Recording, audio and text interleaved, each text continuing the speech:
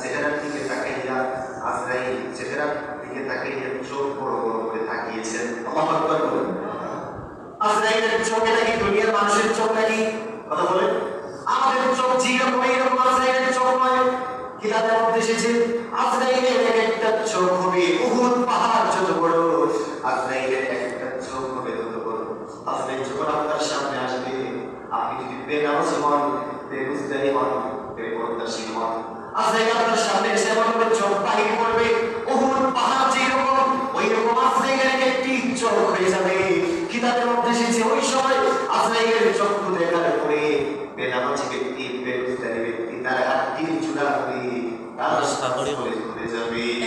বলে না পাওয়া সম্মানিত শরীর বলতেছিলাম, আজরাইল যাওয়ার সময় সুলাইমান নবীর মন্দির দিকে চোখ রাখতে আসল সুরত দিকে আসল সুরত করে একটু তাকিয়েছে। তাকিয়ে আজরাইল চলে গেছে। বেচারা মন্দির আজরাইলের চোখ দেখে তার কলেজের পানি শুকিয়ে গেছে। মহব্বত কলেজের পানি শুকিয়ে গেছে। সুবহানাল্লাহ। সম্মানিত শরীর এবার আজরাইলের পথে চলে গেছেন।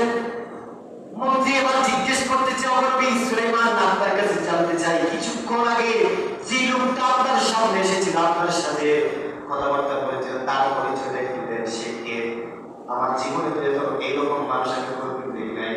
এমন করে চোখ বের করে আমার দিকে তাকিয়েছে, আমাদের কলিজার পানি শুকিয়ে গেছে। তিনি কে? একটু মেহেরবানি করে তার পরিচয় দেন। নবী সুলাইমান বললেন, ও ভাই মন্ত্রী, তুমি তাকে চিনো না? বলে না।